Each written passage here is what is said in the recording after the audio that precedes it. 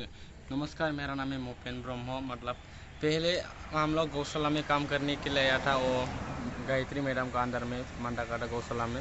इसका बाद अभी मतलब हम काम करने के लिए आया था। उसका बाद मैडम मतलब हम लोग का सैलरी नहीं दे रहा है। जुलाई मास का था सैलरी, मतलब 4 आदमी का था टोटल।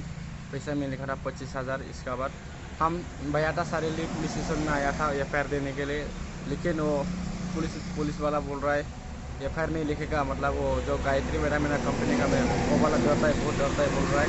इसलिए वो लोग मतलब FIR नहीं लिख रहा है। इसलिए मतलब हम लोग बोल रहे हैं, मतलब वो लोग बोल रहा है वो काम करने वाला हम लोग FIR नहीं लिखता है, चोरी करने वाला कुछ दूसरा वाला वो लोग FIR लिखता है बोल रहे हैं। इसके बाद मैडम को बहुत डरता है वो लोग, इसीलिए FIR नहीं लिख रहे हैं। मतलब हम लोग आप लोग को बोल रहे हैं, मतलब मीडिया लोग, प्लीज़ मेरा मतलब हम लोग इतना मेहनत करके काम कर रहे हैं, हम लोग तो चोरी भी नहीं किया है काम करके। मतलब इसमें थोड़ा थोड़ा घर चलाता है, इसीलिए आप लोग मतलब जितना हो सके ये वीडियो को शेयर करो प्लीज़।